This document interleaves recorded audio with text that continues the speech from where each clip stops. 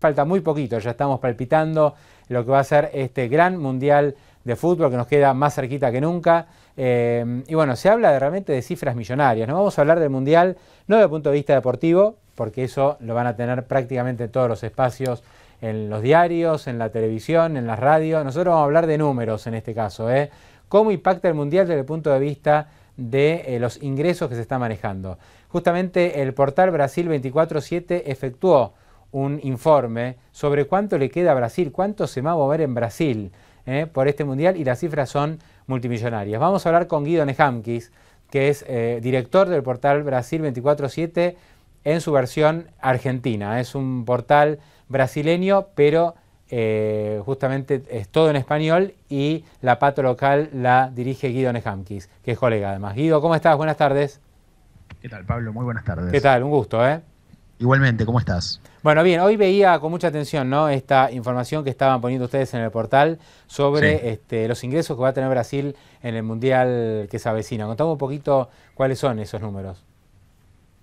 Bueno, primero, Pablo, déjame decirte lo siguiente. Creo que hay un esfuerzo muy grande por parte de las autoridades brasileñas, y cuando digo autoridades no solo me refiero a las del gobierno federal, sino también a las autoridades de los estados y de los municipios, de realizar una tarea de prestación de cuentas, que obviamente tiene que ver con un contexto político determinado, que tiene que ver con las manifestaciones masivas ocurridas el año pasado en el país, algunas de las cuales se han realizado también este año, sobre todo hasta el mes de febrero, cuando se produjo la lamentable muerte de un camarógrafo a manos de estos grupos de manifestantes violentos conocidos en Brasil como Black Blocs, lo cual alejó fuertemente de esas manifestaciones, sobre todo a la clase media, que se había manifestado masivamente el año pasado.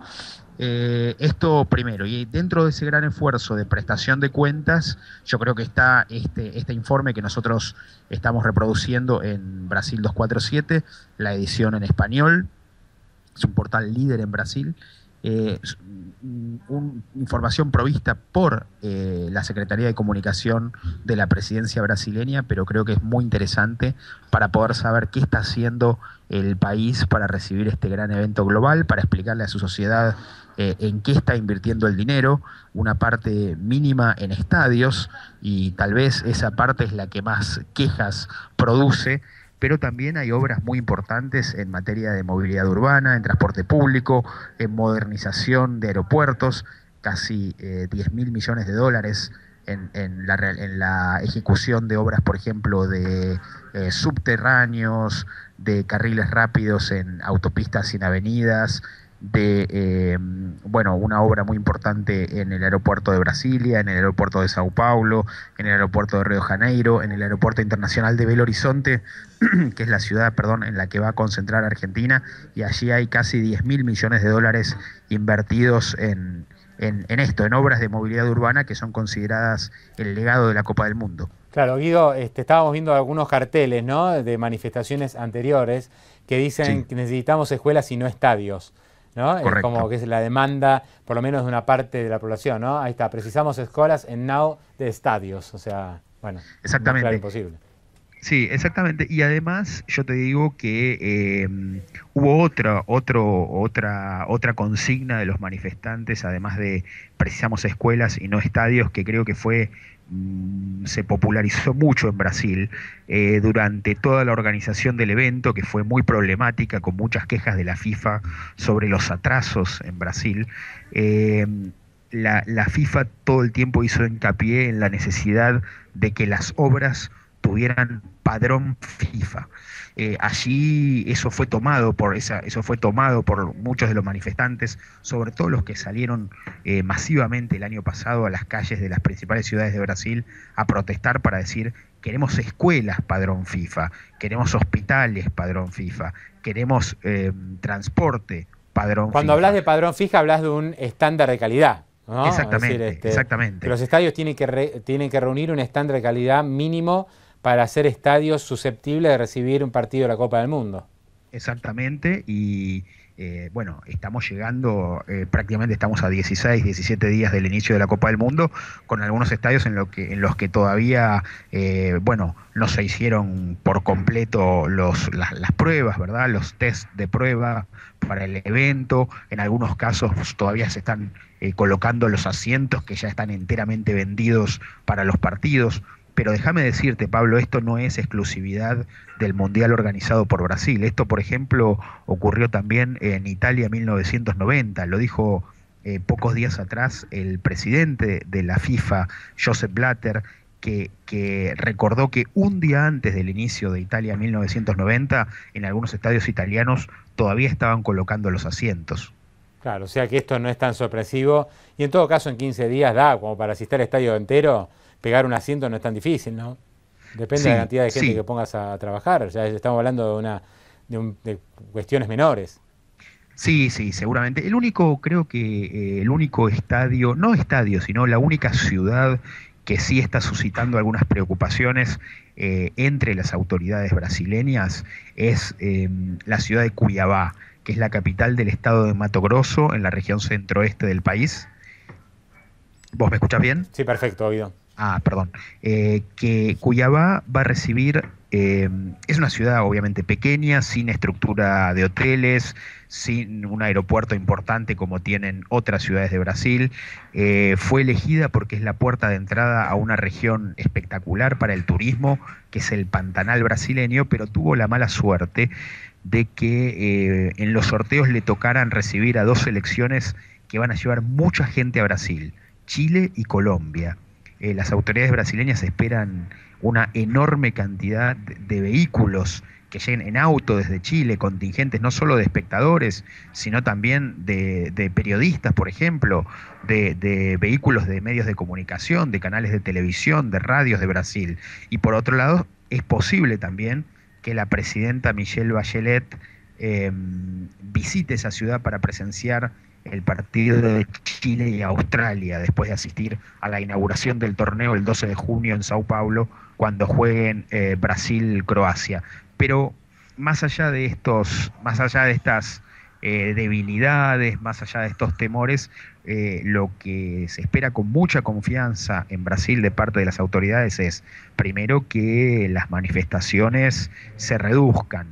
Y segundo, que el torneo genere un movimiento económico muy amplio que ayude a la economía en un año en otro año que va a ser de bajo crecimiento. La Copa de las Confederaciones movió unos 10.000 millones de reales el año pasado. Se espera que el Mundial más que triplique ese valor, que además cree al menos 50.000 empleos, sobre todo en el sector de turismo, y en algunos lugares además trae a muchos turistas que después vuelvan a visitar Brasil. Y no solo que vuelvan a visitar Brasil, sino que también inviertan en el país, donde se está desarrollando en algunos estados, esto es muy interesante, un fenómeno muy interesante, un mercado muy importante para las segundas viviendas, sobre todo de inversores europeos, de portugueses, de italianos, de ingleses, de alemanes, especialmente en las áreas donde hay sol y playa todo el Claro. año, en el Guido, noreste del país. claro, o sea, vos me estás hablando de un ingreso estimado por el Mundial de 30.000 millones de reales, traducido a dólares hay que hablar de unos 12.000, 13.000 millones de dólares, ¿no? Sí, casi 14.000 millones de dólares. Bueno, o sea, es un número fuerte, ¿no? Más toda la infraestructura que ya tiene Brasil justamente por el Mundial. Digamos que no es menor el impacto. En algún momento como que se quiso minimizar o subestimar qué impacto económico tiene el Mundial. Por ahí no genera un crecimiento inmediato, pero deja una infraestructura grande, turismo y aparte un ingreso concreto de divisas, ¿no? Para el próximo mes. Sí, y yo creo que en este momento en lo que más se está preocupando el gobierno brasileño es explicar en que el Mundial no le quitó recursos a la salud, no le quitó recursos a la educación, todo lo invertido en el Mundial equivale aproximadamente a un mes del presupuesto destinado justamente al área de educación en Brasil, es decir, es una inversión relativamente pequeña, por lo menos comparada con los gastos sumados en educación y salud. Te diría que en este momento esa es la principal preocupación del gobierno brasileño es transmitir este mensaje. Los gastos en el país, en educación y en salud, superan en 100 veces al presupuesto del Mundial. Bueno, con lo cual, evidentemente, hay un efecto significativo. ¿Cómo está, Guido, la imagen de Dilma Rousseff, que estuvo muy golpeada justamente Sí. por quienes se oponen al Mundial? Bueno, también tuvo sus propios problemas dentro del partido. Aparentemente hay algunas encuestas, vos me lo comentabas el otro día, que están dando la ganadora otra vez en primera vuelta, ¿no? Parecía que se le iba a complicar, pero ahora otra vez Dilma aparece ganadora en primera vuelta. Después del Mundial, ¿cuál es tu sensación? ¿Va a quedar fortalecida Dilma o los problemas y las manifestaciones van a hacer justamente lo contrario? Es decir, que pierda caudal de votos. Bueno, vos sabés que es interesante esto.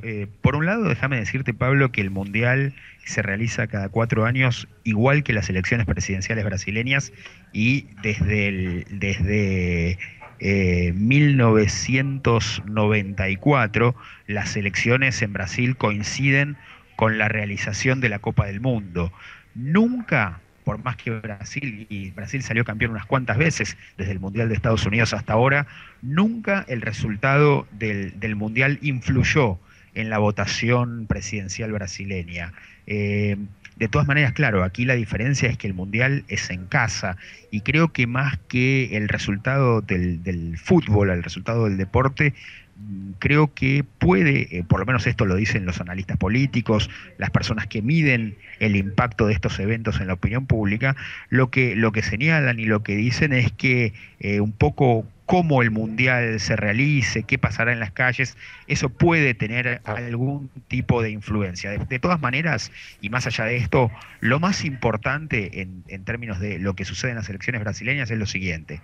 Primero, la alianza que apoya a la presidenta Dilma Rousseff, que es compuesta por entre 10 y 11 partidos, está más sólida que lo que estaba hace 2 meses.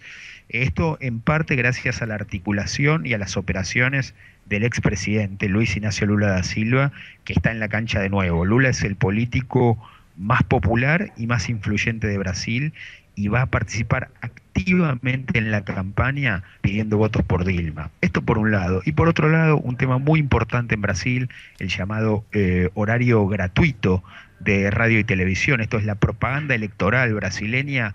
Bueno, el tiempo del cual va a disponer la coalición oficialista duplica al tiempo del que van a disponer sumados sus principales adversarios.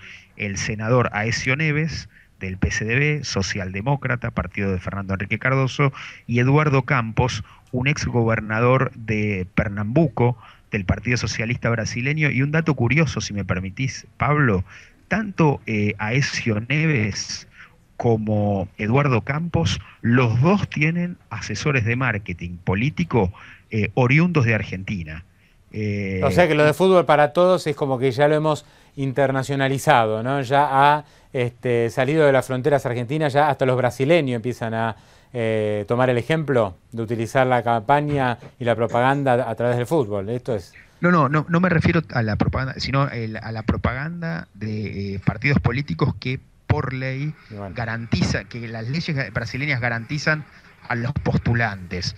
Cuando la campaña se inicie, junto con la campaña se inician el llamado horario gratuito de radio y televisión, a la cual todos los partidos políticos tienen derecho en proporción a su representación en el Congreso. La alianza que respalda a la presidenta Dilma Rousseff tendrá el doble de tiempo que sus adversarios sumados. Bien. Guido, te agradezco. Este es un dato muy importante y que influye mucho. Obvio, más vale. Guido, te agradezco y vamos a seguir obviamente en contacto contigo a medida que se vaya acercando el Mundial, porque bueno, somos sudamericanos, estamos impacientes ya porque arranque el Mundial, así que vas a ser una buena fuente para ver un poquito cómo se va palpitando todo esto en Brasil. Te mando un abrazo. Como no, Pablo, y otro día, si me permitís, y abusando de tu generosidad y de Infobae TV, que es un producto tan visto y tan exitoso, si me permitís, hablamos de Brasil 247, que es la única agencia de noticias que informa sobre Brasil en tiempo real y en español. Otro día lo vamos a hacer con más detenimiento, ¿está bien? Te agradezco muchísimo el tiempo. Un abrazo, Guido. Otro para Hasta vos. luego.